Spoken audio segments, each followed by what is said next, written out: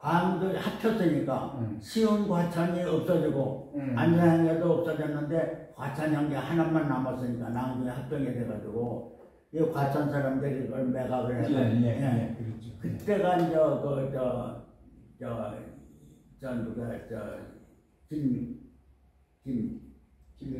김대중 대통령인데 그림 별도를 뭐 이렇게 해제한다 그러니까 어떤 그 땅 투기꾼들이 그걸 사가지고 올라오다가 뒤져서 반대하니까 못 사고 가지고 있었대요. 근데 그렇게 팔지 못하게 한 근거는 역시 이정철 씨가 560평을 이 향교명으로 해서 남겨뒀으니까 그나마 소도 언덕에서 빌리려고 그래서 지금 아마 지금 향교를 복원하려는 이런 계획으로 되어 있습니다.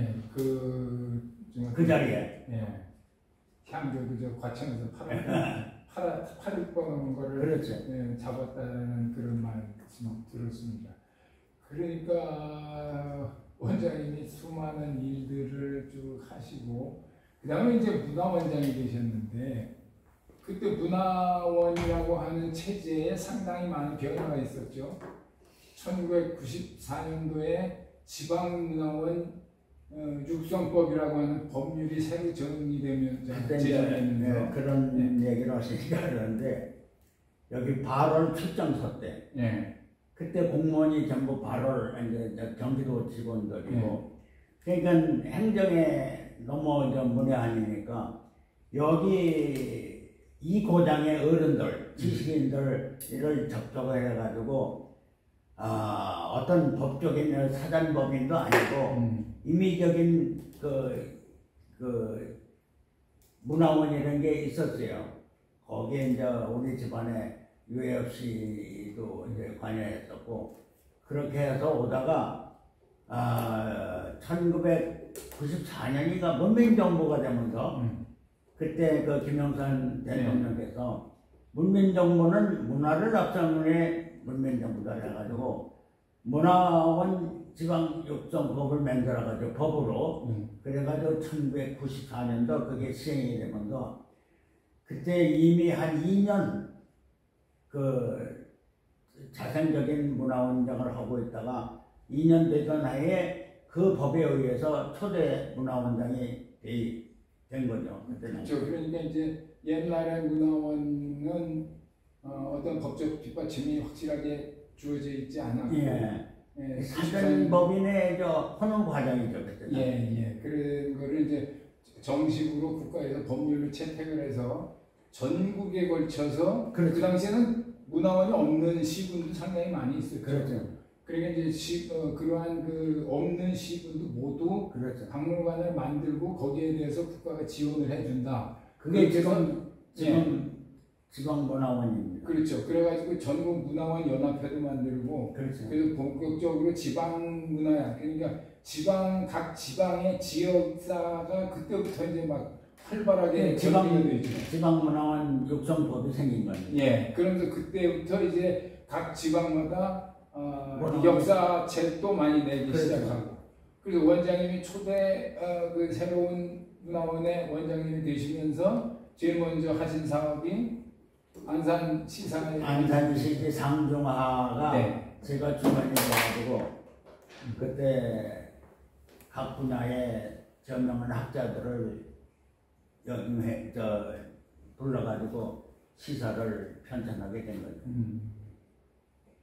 그래서 이제 원장님 씨 그때부터 정식으로 문화원 원장을 2번을 지내셨죠. 그게 사회적으로 그 분야에 대해서 많이 모르는 사람들이 있는데 과거의 문화원은 어떤 국가의 법적인 내용이 아니고 자생적으로 나온 그런 문화원이 많은 거고 1994년도 지방문화원 육성법이 만들면서 정부에서 지원을 하면서 만든 게 그때가 이제 법적으로 지방문화원 육성법 만들 때 그때가 지금 전국의 시군에 문화원이 생기게 된 원인이 거기서 문화원장 안성노원장을 두 차례나 역임하셨는데 그 이전에는 어떤 일을 하셨었죠? 젊으셔서 하는 일인지 아니 문화 관계에 대해서 조금 더 말씀드릴 거는 제가 그 안산시사를 편찬을 한 그 주인공을 하면서 보니까 또 문민정부가 돼가지고 정부에서는 그 시군에 전국적인 이렇게 마을다리에서 시군에 문화인물을 선정하는 이런 정부 정책이 있었어요. 근데 이 안산에는 우선 성호 선생이 하나 문화인물로 등록됐고, 그 다음에는 휴양강세야, 그 다음에 김홍도, 마지막에 이제 최우신이가 됐다고. 네 사람이 정부에서 하는 그 문화인물로 이렇게 채택이 돼가지고, 안산은 유구한 역사 전통에 빛나는 고장으로서 문화인물의 문화예술의 고장이고 실학의 고장이고 최웅신이 상록수의 고장이다. 그래가지고 그때 당시에 지금 상록수 그 생골교회가 있는데 그 자리가 정부에서는 군사정권부터 해가지고 그때 산업科技개발공사에서 그 자리에다가 원래 도시계획에 도로를 나가게 돼 있었다고. 근데 그 지금 생골교회 그 자리가 저기 군대리에 그 박용덕이라는 그 우리 친구의 할아버지인데 그 양반이 1200평을 기부 체납을 한 거야 옛날에. 그 농촌계몽운동 최용신이 할 때. 근데 거기에 이제 군사작전 질이 나니까 그때 그 교회 제 친구 우경이나 이 사람들이 해가지고 그 난리가 났는데 남중에 보니까 그때 문민정부에 종합 종합 무슨 그쪽에서 지금 그 양반이 조선일보에 그 칼럼도 쓰고 지금 신통방통의 주인공의 김광일이라는 분이라고. 그 양반이 한 6개월 동안 연구를 해가지고 이 안산 생골교회가 어느 누구가 기부 체납을 했는데 이게 거기 이 지방문화재 또 뭐 이런 생골교회를 짓게 하는 게 맞는 거지 문민정부에서 그냥 줄 수가 없다 해가지고 그걸 그때 종합민원실 고총처리위원회가 이쪽에 해가지고 여기 시장한테 공문이 왔어요. 그 자리는 이거는 안 된다. 도로를 만든다. 공원도가 아니고 교회를 짓게 그 공시지가를 해서 줘라. 그래서 지금 생골 교회를 짓는 건데 특이한 거는 거기에 이제 그 생골 소설을 상록수 소설을 쓴 집필자가 누굽니까? 시몬. 근데 시몬 그 양반이 그때 당시에 문학의 해를 맞이해서 3월달에 문화인물로 등극해야 돼요. 그때 생골 그 상록수 소설 광장 이런 거예요. 근데 그때 당시에 시몬이 그 할아버지 아버지 고향은 당진인데 글로 간다 이게요. 그래서 제가 문화운동할 때인데 그래 그러면 그때 시문이가 경기 중고등학교를 옛날 중학교를 다닐 때는 내가 보기에는 시흥군 북면 상덕이 했었는데 이걸 잘못 조사해 보니까 그게 맞더래. 그래가지고 그 신문 선생의 문학비가 여기 생골교회에 와야 되는 게 맞다.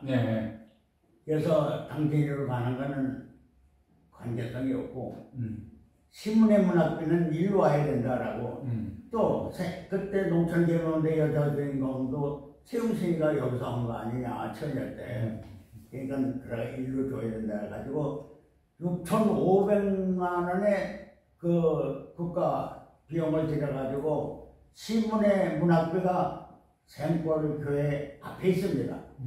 이게 지금 안산 시민들이 모르고 있을 거예요.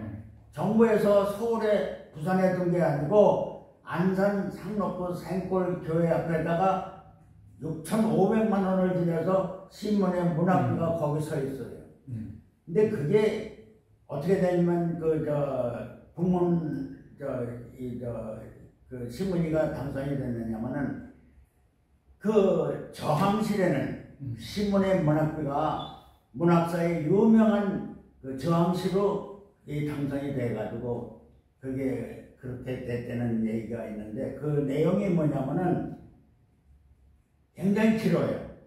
신문학 문학비가 그 내용이 그 한번 낭송을 해보면은 그날이 오면은 삼각선이 일어나 더동실 춤이라도 추고 한강물이 뒤집혀 용서섬 칠 그날이 이 목숨이 끊기기 전에 와주기만 할 양이면 나는 밤하늘에 나르는 까마귀와 같이 종로의 인경을 머리로 들이받아 올리오리다. 두개골은 깨어져 산산조각이 나도 기뻐도 죽사함에 오히려 무슨 한이 남모오리까. 그날이 와서 그날이 와서 욕조 앞 넓은 길을 울며 뛰며 등걸어도 그래도 넘치는 기쁨에 가슴이 며들 듯 하거든 드는 칼로 이 몸에 가죽이라도 벗겨서 커다란 북을 만들어 들쳐내고는 여러 번 행렬에 앞장을 서오리라. 그 우렁찬 소리를 한 번이라도 듣기만 하려면 그 자리에 거꾸러져도 눈을 감겠습니다. 이 시가 시문이가 쓴 시인데 그 원문이 여기 없어요.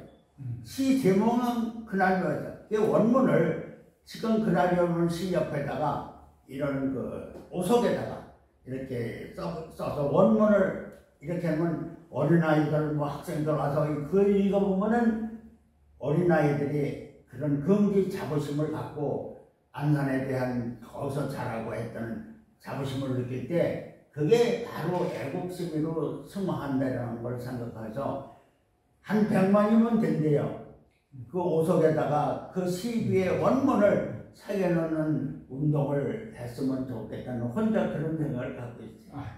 그래서 원장님은 뭐 그런 인물에 대해서 안산에 살았던 안산과 관련이 있는 이러한 여러 인물들도 이렇게 사람들이 잘 등한시할 때 그걸 다 끄집어내서 그분들을 평가해서 그 안산의 아주 중요한 인물로 이렇게 내세우시기도 했어요. 그런 일도 많았지만 또 느닷없이 성태산성이라고 하는 또 산성을 발견을 해가지고 그 옛날 꽤 오래된 시절의 그 산성토를 어떻게 또 발견을 해가지고 어떻게 이제 문화원장을 뭐 한 8년 하고 이제 끝나서 그 문화에 대한 관심이 많으니까 어떤 사람이 거기 보면은 옛날에 그 큰 돌을 가지고 뭐 성 쌓다 무너진 흔적이 나온 것 같다. 그래서 한번 당신 것들에 한번 가보는 거 어떠냐 그래가지고 하루는 지금 안산 대학교인데 그거를 이렇게 올라가 보니까 이렇게 올라가다 보니까 이 시루떡에 무슨 팥 걸어 먹어 이렇게 하더니 도로고 그 도로고에 층층이 이렇게 올라가는데 보여요. 이게 과거 옛날에 어떤 성의 흔적이 아닐까 하고 한 바퀴 꽝 돌아보니까 아니나 다를까. 그 6.25 때, 1차 때 중공군이 여기까지 오산까지 왔어요. 근데 그때 당시에 이 수리산이 원래 본부에 있었다고. 그때 당시에 그 중공군이 그런 돌을 이렇게 옮겨가지고 자기네들 그 호를 만들고 그런 흔적을 발견하면서 이게 무슨 틀림없이 여기가 성태산성이 있었구나. 근데 성태산이라는 게 뭐냐면 별성서의 클 때자예요. 별이 크다 이거예요.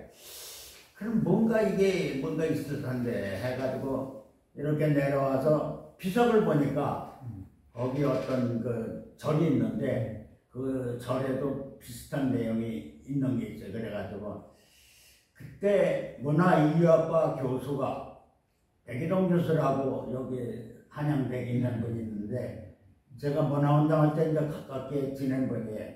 그 양반한테 이만저만한데 이게 분명히 무슨 성의 흔적이 있는 것 같으니까 그 제자들을 해가지고 한번 조사하는 게 어떠냐 그랬더니 아 그러냐고.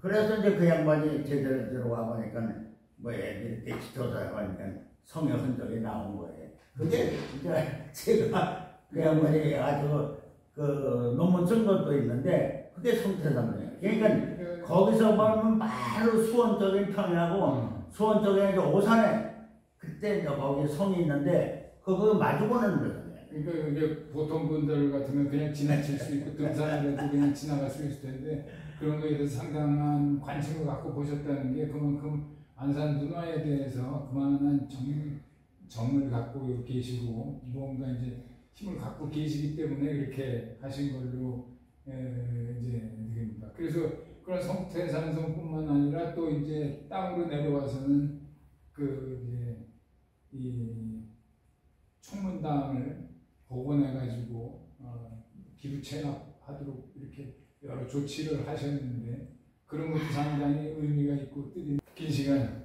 감사합니다. 또 이제 요거를 저희가 또 정리하고 분석을 해서 또 질문 사항이 생기면 또 한번 보시겠습니다. 이게 진짜 역사죠.